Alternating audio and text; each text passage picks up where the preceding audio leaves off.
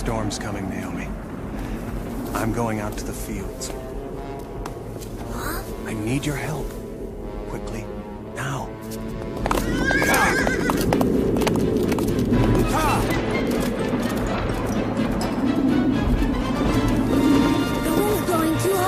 Don't give up, you must save the grain. The mallet. I've got it. Hold the stake straight. All right, hurry.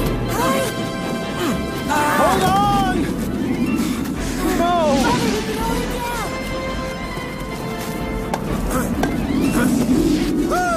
The wind, Father! Papa!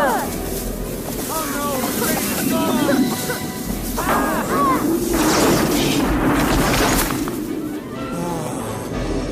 It's gone. It's all gone.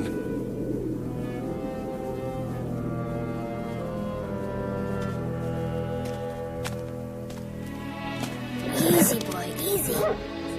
I hate to see you leave, Elimelech. Perhaps we'll return. When this famine is over. Listen, we never knew each other very well, but we are related. I want to help. No. But thank you. Look, somehow I've done well during the famine. I appreciate your kind offer, Boaz, but I've never taken a handout, and I don't intend to start now. Godspeed, Elimelech.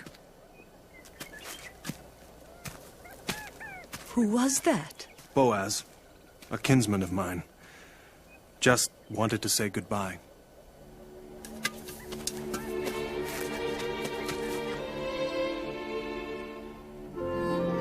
And so Elimelech, Naomi, and their 2 sons left their home in Bethlehem. Soon they arrived in the land of Moab, where they found relief from the famine. However, shortly thereafter, Elimelech died.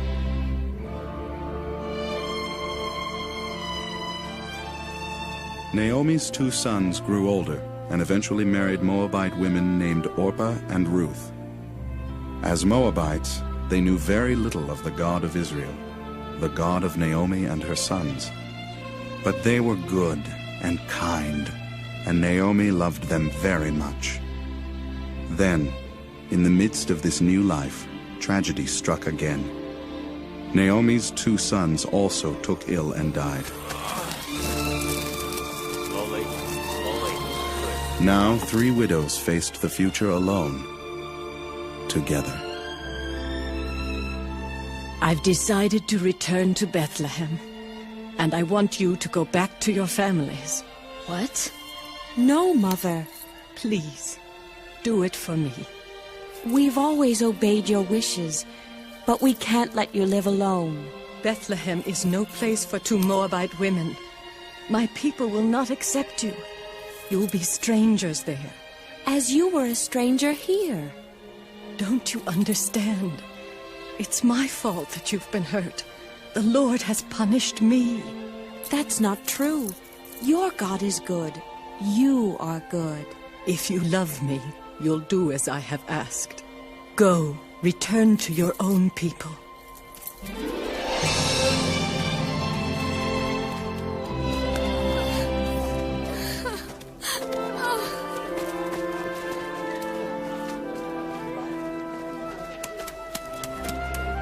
Don't ask me to leave you.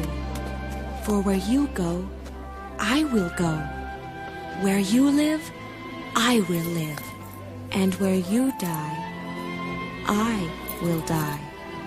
For your people are my people, and your God is my God.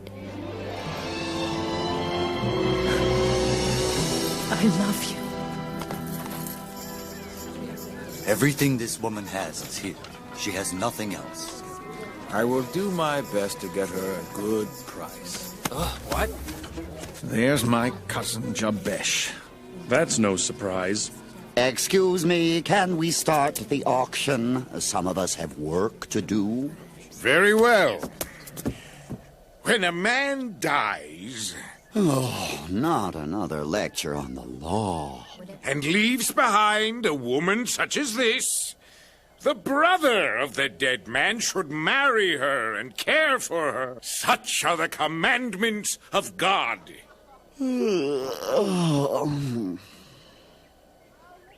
Excuse me. However, this woman has no kinsman, and now she is left with nothing. She comes before you now to sell all that she owns. Please, be as generous as possible. First up for sale is this poor widow's land. 10,000 shekels?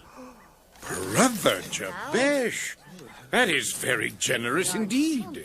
I like to help where I can. What he'd like is to buy up Bethlehem and put everyone else out of business. Very well. 10,000 shekels going once. I think I'll have a little fun. 10,000 shekels going twice. And 12,000 shekels. 12,000 shekels. Going once. 12,000 shekels going twice. 12,000. And 5 shekels. 14,000 shekels. Careful. Don't worry. I know my cousin's greed all too well. He won't let that land slip away. 14,000. And 3 shekels. 18,000 shekels. Master, you can't afford it. I know that, but he doesn't. All right. You've got yourself into a pickle now, Cousin Boaz.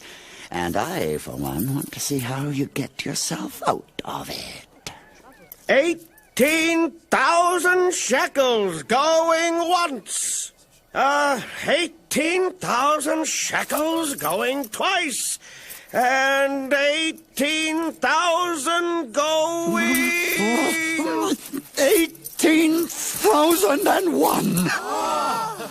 Boaz?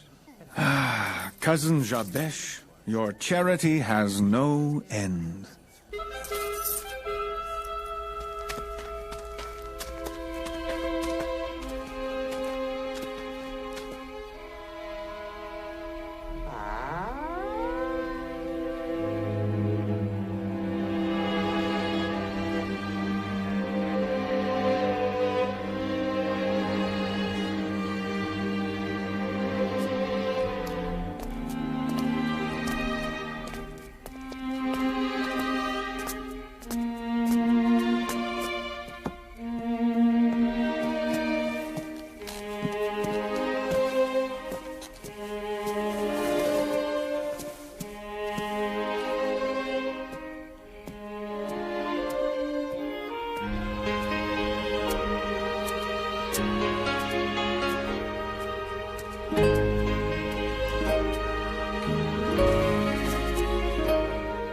Wherever you go, I'll follow.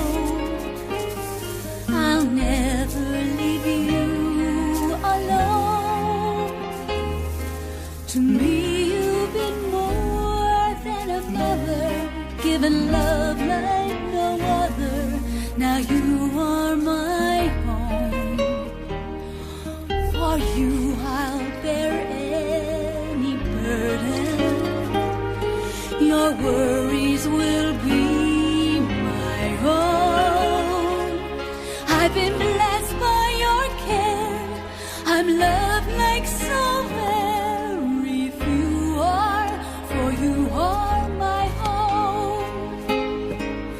Windows, walls, and ceilings, timbers, tiles, and stones only make a dwelling.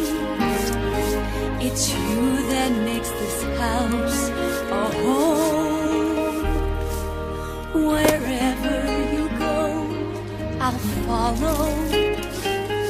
I'll never leave you alone.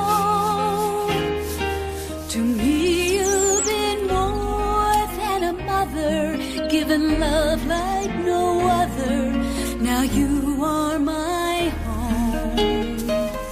I've watched you and learned what love is, and I've thought as our love has grown, heaven smiles on us both, for no one is as close as we two are, for you are my home.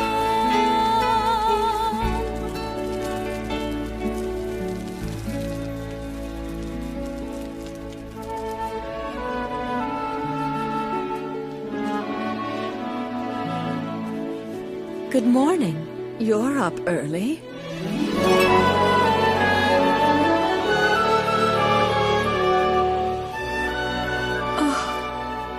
Thank you for letting me come with you.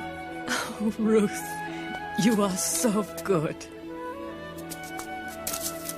Where are you going? To find some food. Stay and rest. I'll be back.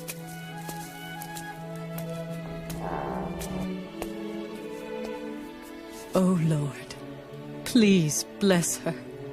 If there's any way to save her from this poverty, do it, Lord. I wouldn't ask for myself, but my mother-in-law, she's very old. There's no need to apologize. I know Master Boaz would want to help you. You see those women there? They're gleaners. Many of them are widows like yourself. Follow them and you can gather up all the loose grain you see.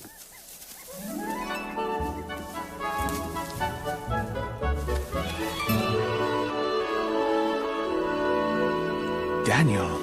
Oh. Her.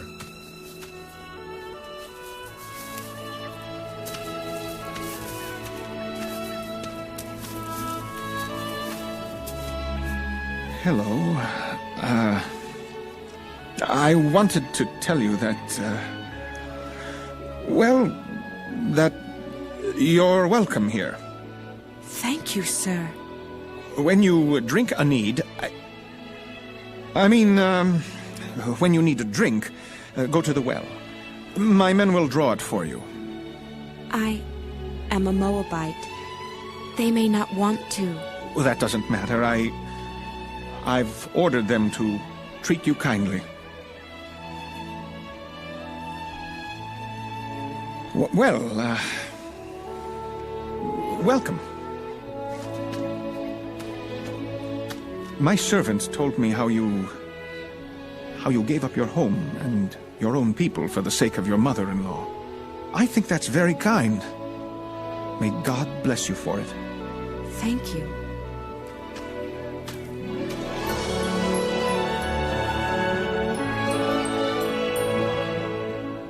This woman has, special needs. Let some extra grain fall for her. Better yet, tell her she can just harvest some of her own. No, you cut some down and bundle it up for her. And if anyone mistreats her, they'll have me to deal with. Tell the men that.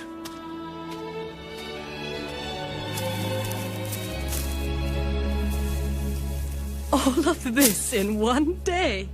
The man who owned the field was very kind. He let me take all that I wanted, and then he invited me to eat with him. I think the others were very surprised. Who was it? What was his name? Boaz. Boaz? You know him? Ruth, darling. He is my nearest kinsman. Oh, then he must marry you. No, not me. He must marry you. Me? He's your nearest kinsman, too. Well, what are you waiting for? Go tell him. Tell him that he's the nearest kinsman. But I don't want to force him to marry me. Ruth, it's his duty.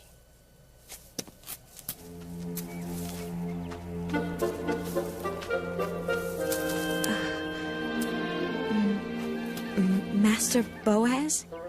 Yes, Ruth? Nice day, isn't it? Yes. Yes, it is. She knows I love her. That's why she's so kind. She feels sorry for me. Me, an old man. How foolish I was to think that she could fall in love with me. But if I don't ask her, I'll never know. All she can do is say no. I'll ask her to marry me. I will.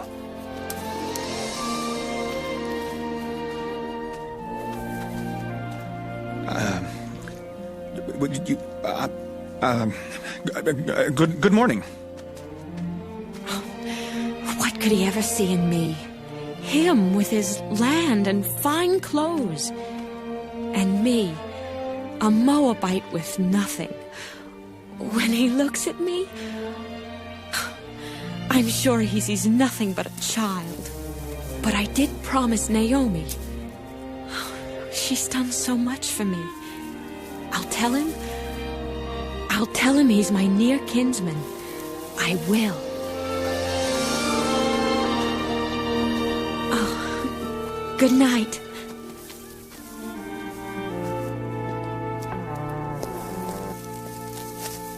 Did you tell him?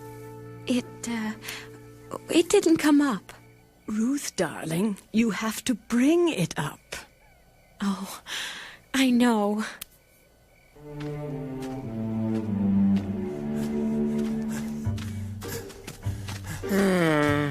Good morning, Jabesh. It is. The harvest is in, and I'm in a generous mood. Any poor who need help? Any more widows putting up, various items for sale? Land, you mean? Oh, doesn't have to be land. Could be land. Doesn't have to be. Why? Is there someone selling land? Not at the present moment. Well, it's been nice chatting with you. Bye.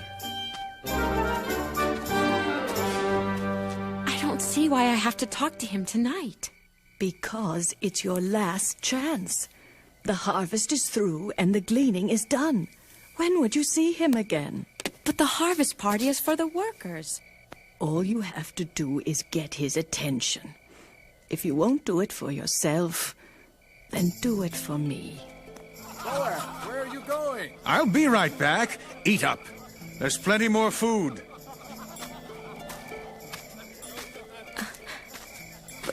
Boaz? Ruth. Oh, I'm sorry to come here like this. Please don't think evil of me. No, it's all right. I came to tell you, or to ask you. You are a near kinsman to me. I'm, what? Oh, a near kinsman to me. You know what that means? Yes. Do you? Yes. Will you? Will I? Will you? Yes.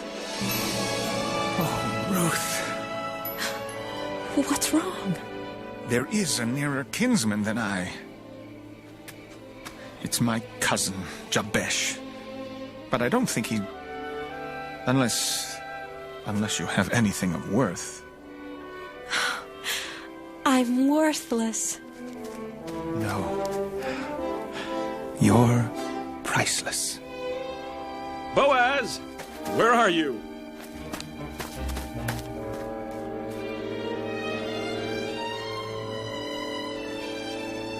Tomorrow morning? It's urgent, Joshua, please. It isn't easy to call the elders together, Boaz. Now, if you could tell me what all this is about. I'm getting married. I mean, I think I am. You're not sure? No, I want to marry Ruth, but Jabesh is the nearest kinsman. I think you may have a problem. Naomi's husband, Elimelech? gave this to me before he left Bethlehem. It's the deed to a plot of land. A huge plot of land. If he wants it, everything belongs to Jabesh.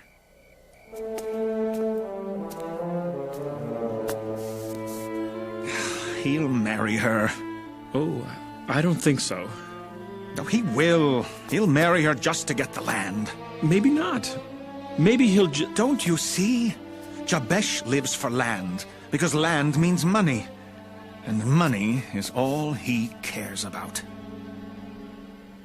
Jabesh, the widow Naomi recently returned to Bethlehem. What's that got to do with me? She's selling a parcel of land. Land? I want to buy it, but we've discovered that, well, that you are the nearest kinsman. Yes. Oh, well, very well. I'm happy to help the poor widow out. How much? Well, then you want the land? Because if you don't, I'm willing to buy it. Oh, because if you don't, I'm willing to buy it. I'm sorry, Boaz, old cousin. It's mine. You do understand. You're the nearest kinsman. If you accept the land, you must take everything that comes with it. Bring it on! Bring it on! I can afford it all. Congratulations, Cousin Jabesh. This is your new wife. My new what? Your wife. She's a widow, but you're the nearest kinsman. Oh, you'll also have Naomi as a mother-in-law. Mother-in-what? They'll both be needing some new clothes, of course. Oh, and they'll need separate rooms. I guess you'll have to buy a larger house. A larger house? Oh, don't worry. Give Ruth a few thousand shekels and she'll have it decorated in no time. A few This is an outrage. I'm not even married and I'm already broke. Wait until you have 6 or 7 children. That's the expensive part. Cousin Boaz, help me. I can't afford a family. I have my money to think about. You take her. Done.